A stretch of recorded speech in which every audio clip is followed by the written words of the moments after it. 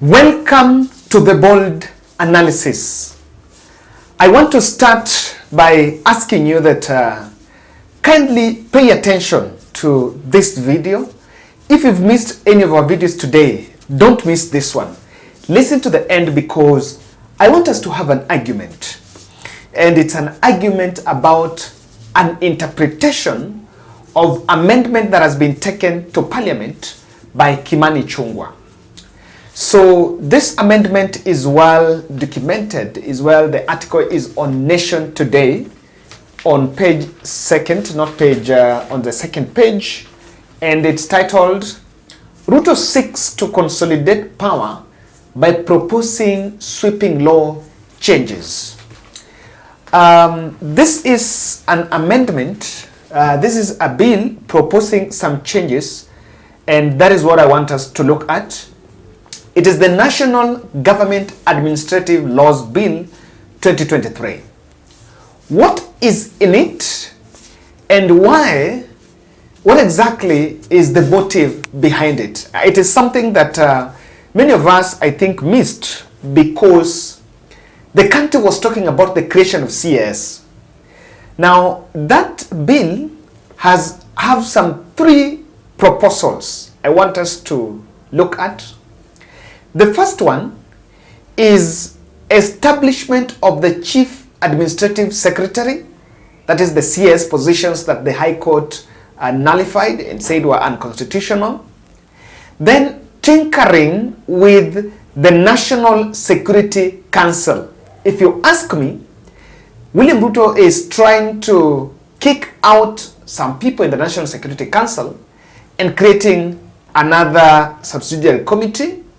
I'm going to look at that. And the third one is consolidating more powers in the office of the head of public service.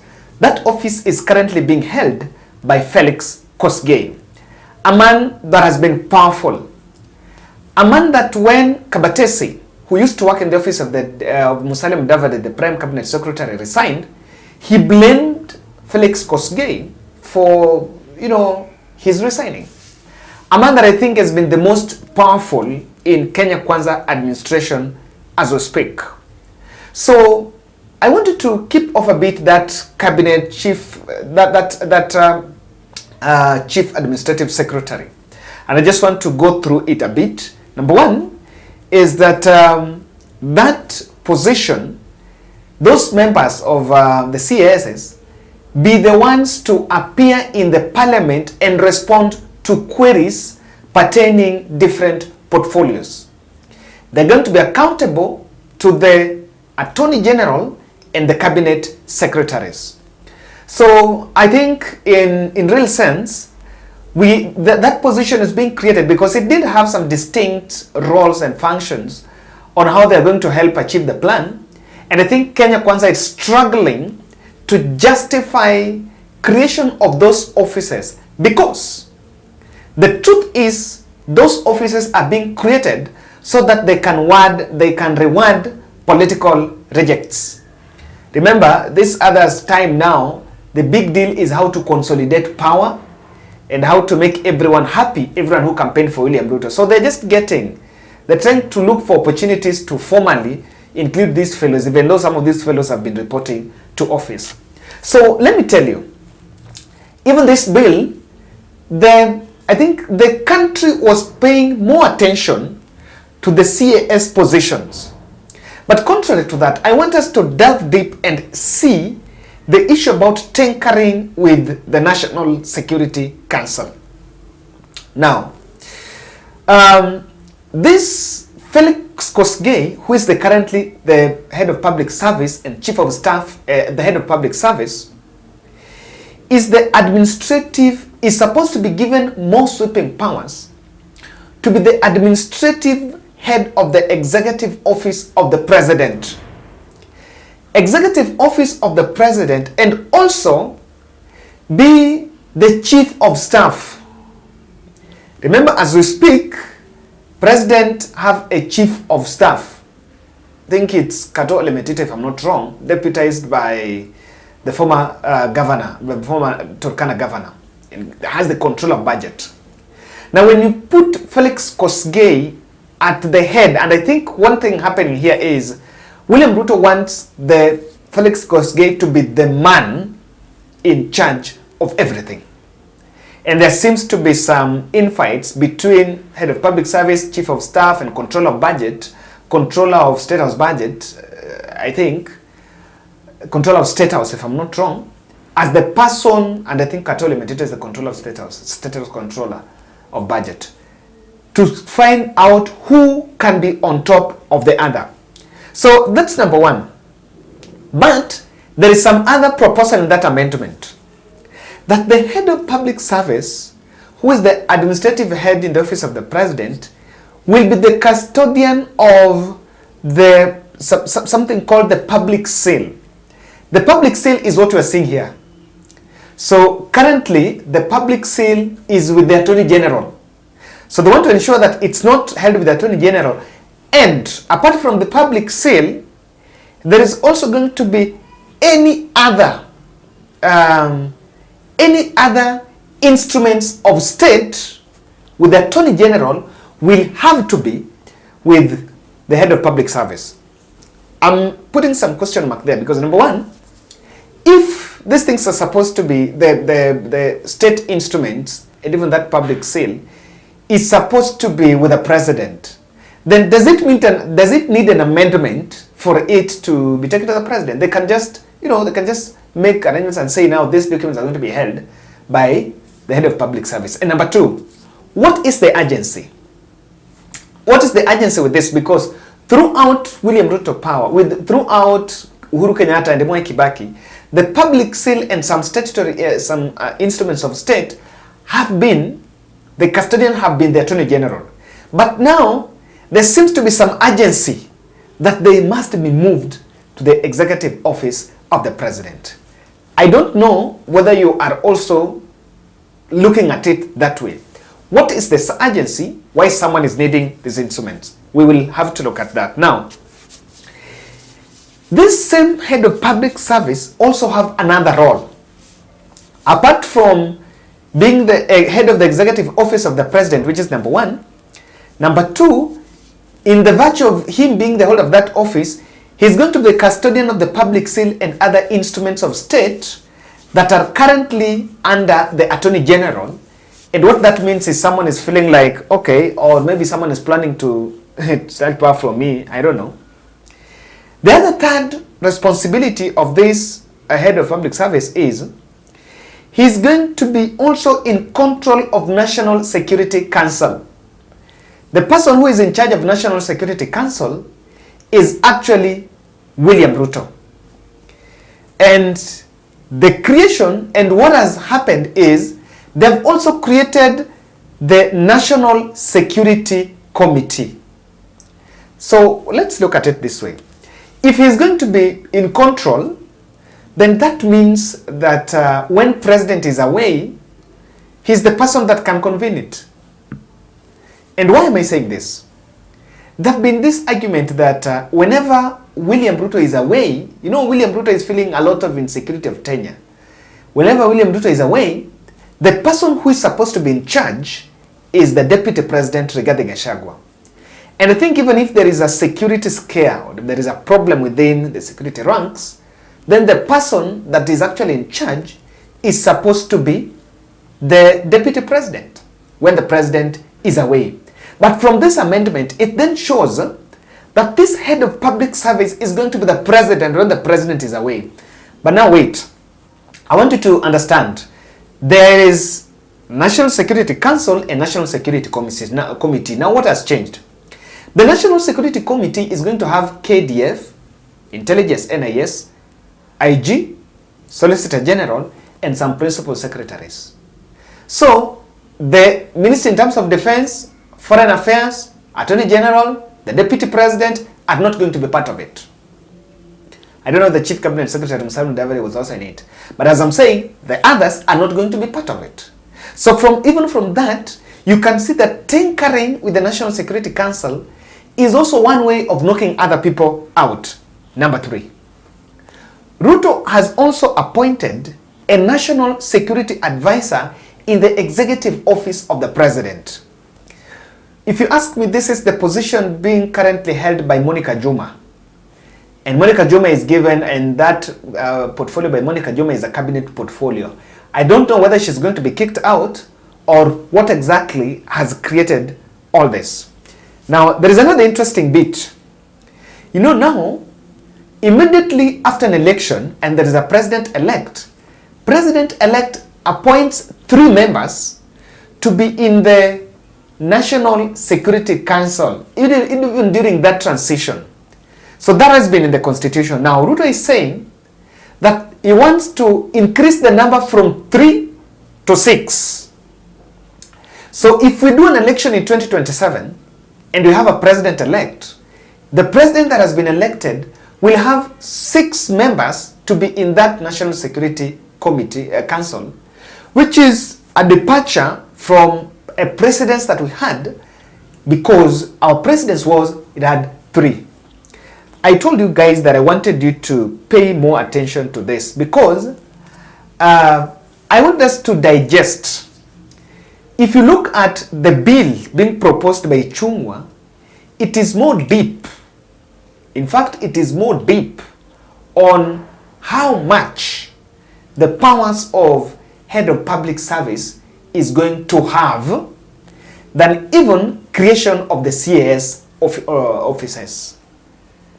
Because you can look at it.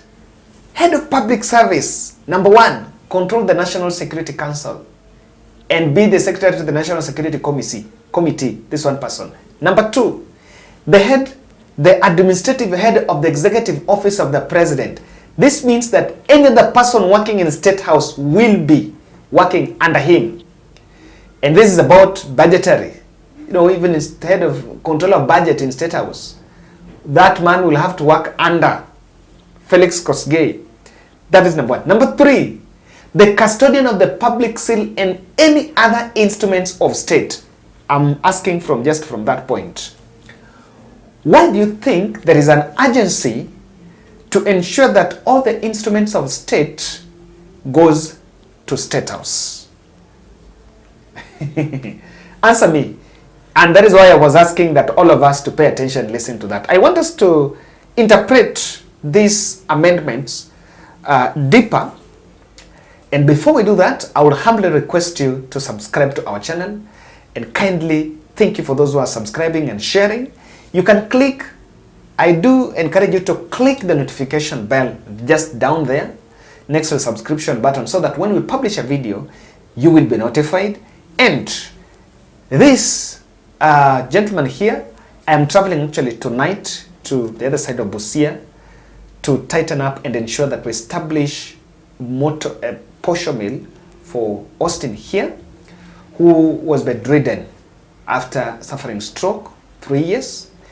And we've been asking you guys to participate and help us fundraise to support the exercise of just making sure that he rises from his feet, because he has not been able to fend for the family, to feed his family, wife and children.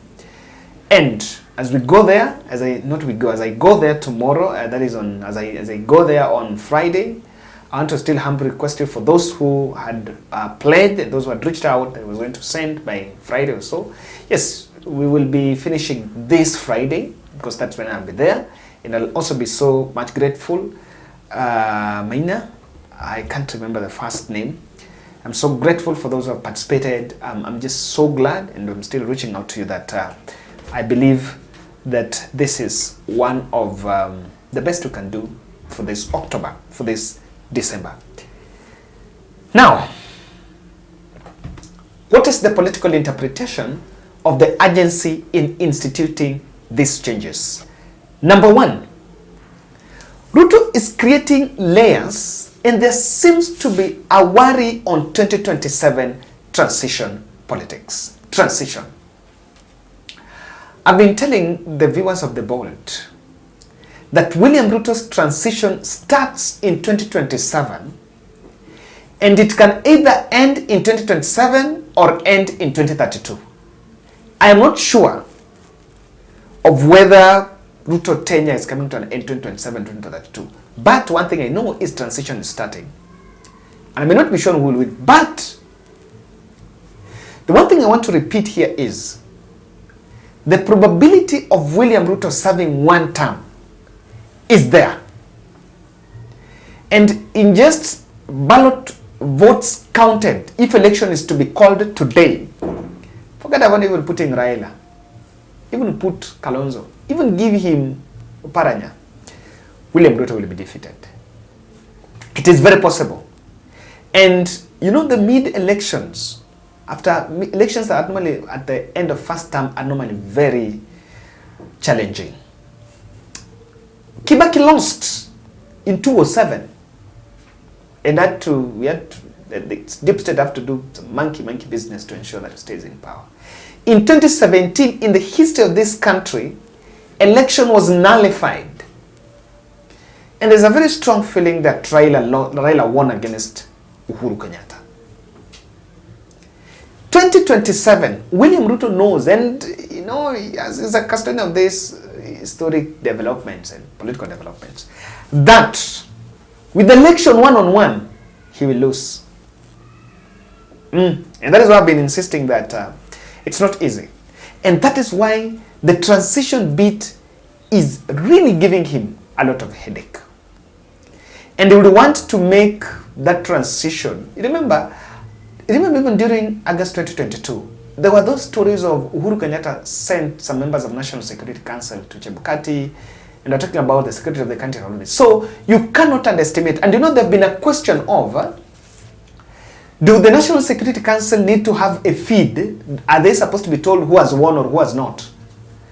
There's a thin line between the independence of IBC and them working with the National Security Council. And the argument was that they need to be told so that they organize for security arrangements before such an announcement is made, because otherwise we can plunge a country into some crisis.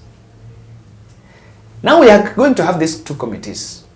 Within no time, it will start with this. I'm telling you, my projection here is William Ruto is going to defunk, is going to make sure that he do away with the National Security Council, and that committee will be in charge. There is something I am seeing.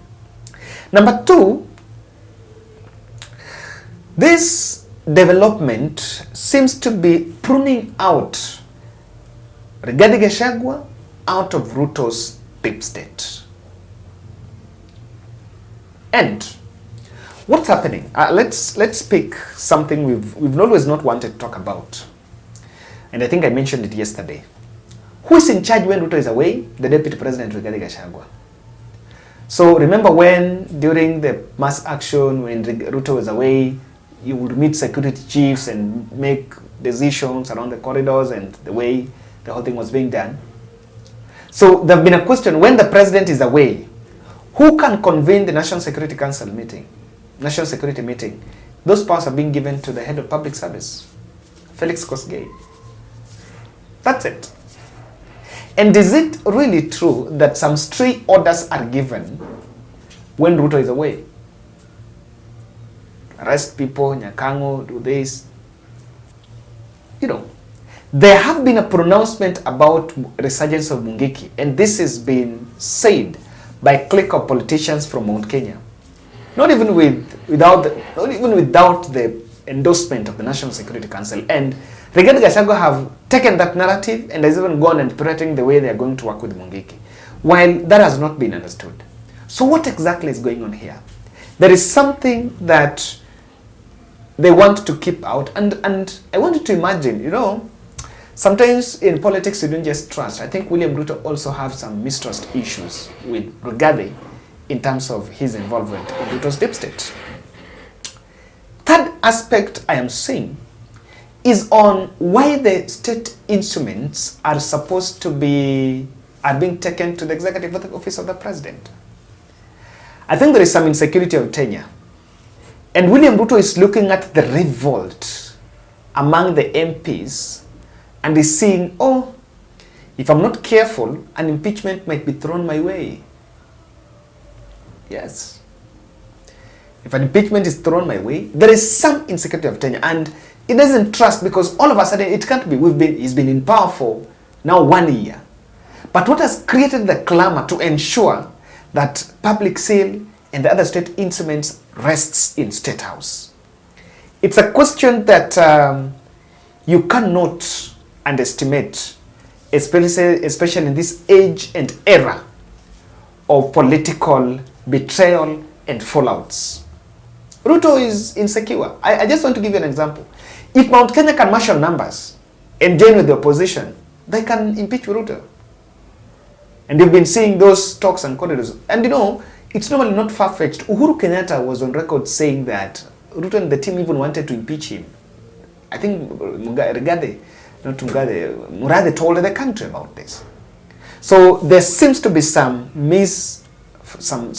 fights within the State House. Number 3, I am seeing an attempt by presidency to president either justify or perpetuate a huge funding in the executive office of the president. National Security Advisor, that has been created. Government spokesperson, that is there. Parliament, State House Press, Emmanuel Talam, that is there.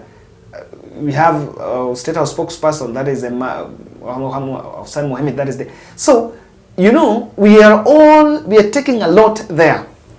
And I can tell you that in the next budget, the State House is going to take a huge chunk of that. And I've just remembered something, let me not forget about it before I finish this point. Someone was saying that he wants even the head of public service to be in charge because Ruto is traveling a lot. And he feels like sometimes he might go away, then come back and find out that someone has all those state instruments. Lastly, I think Ruto is also realizing that his tenure has been infiltrated by some dark forces. And why? Because of the leakages, the dossiers. The Railas are getting very huge. They're getting top state secrets. Yes, they're getting top state secrets. It will be bad because this amendment amounts to creation of new offices, CAS, national and desk committees. It will not be something in order if we are doing this and we're just creating opportunity, creating jobs. And I saw Muturi Salache saying it is an order because they're going to pay taxes. I'm like, between their taxes and the money that they're going to pay, which one? I'm telling you, sometimes as a country, we are just, I don't know, I can't even explain. So, it is very simple. Within a year, Ruto has also realized that cabinet secretaries should not appear in parliament, and chief administrative secretaries are the ones that should appear there. Why? There seems to be a lot happening behind the scene. And that is why I started by asking you guys, be here and let's talk, let's discuss, let's understand what exactly is the details here. Asante.